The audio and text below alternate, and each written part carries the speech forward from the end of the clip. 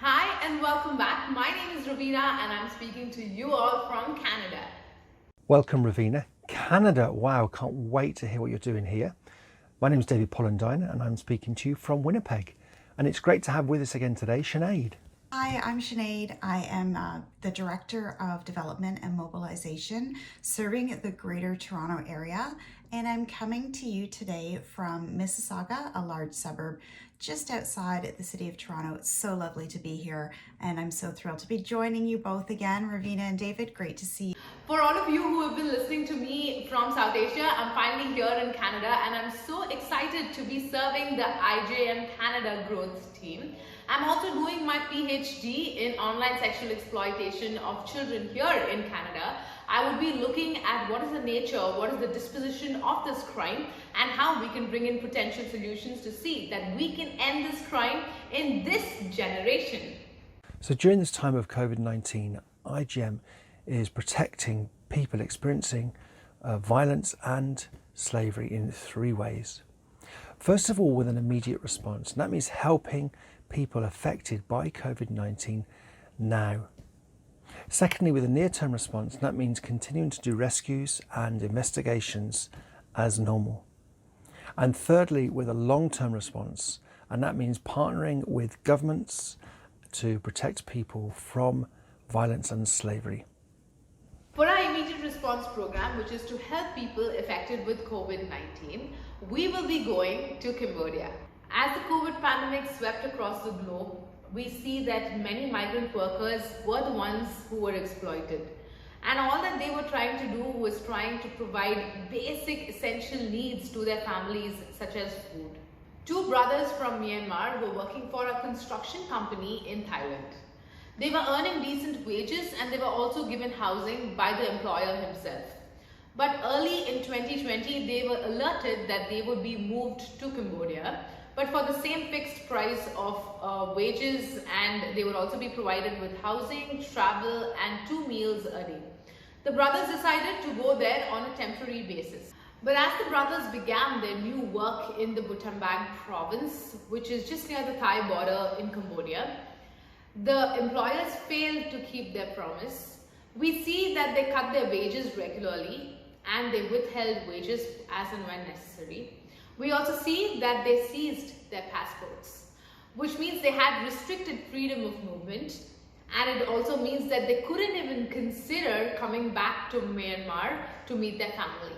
Nearly half a year later, we see that the brothers were transferred yet again to Kampong Speu, which is near Phnom Penh, and this is when all hope of freedom was lost. Back in Thailand, someone had tipped off our IJM teams in Bangkok for the brothers' flight.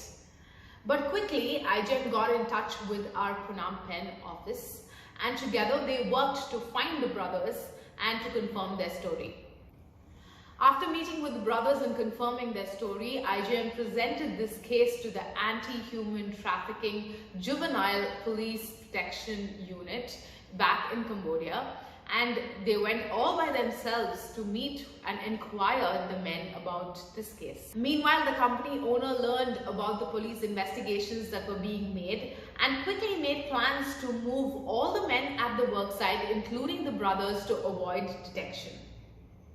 The brothers, who were smarter than him, informed IJM immediately, after which a rescue plan was quickly made, and the brothers were rescued on September 28, 2021.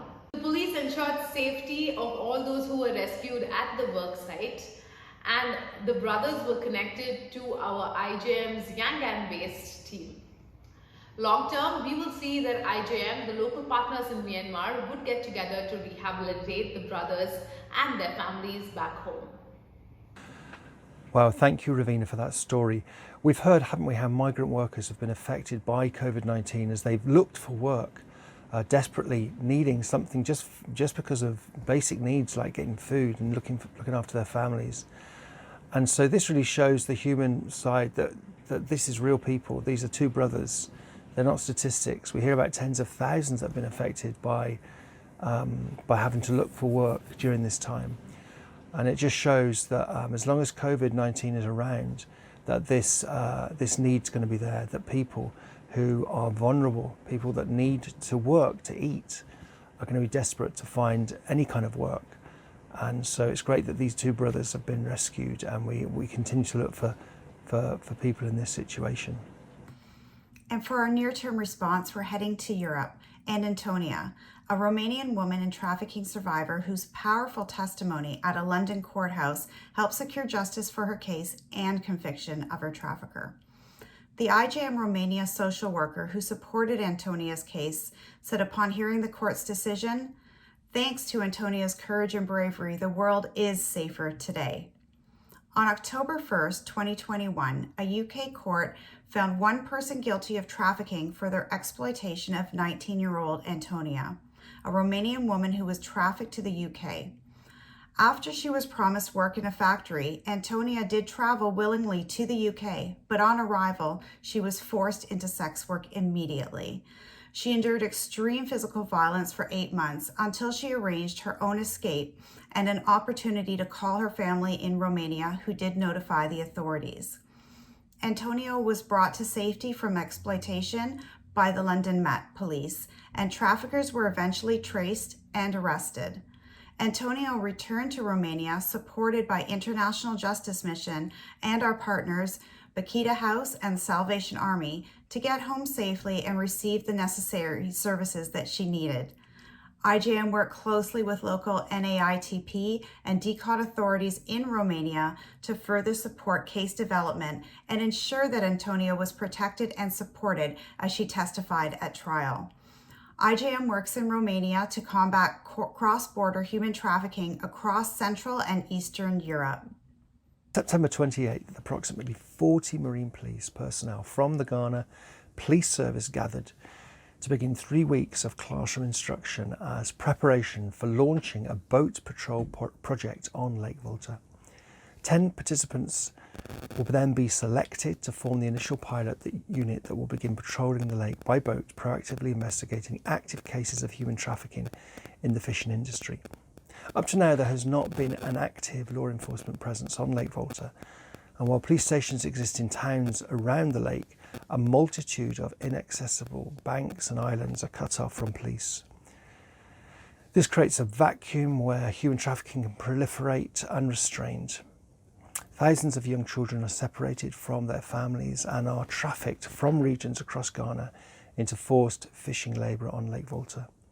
Fishing is classified as dangerous work and unsuitable for children due to the hazards associated with the work. Many children cannot swim and are at constant risk of drowning as they are pressed to dive deep into the lake to untangle nets.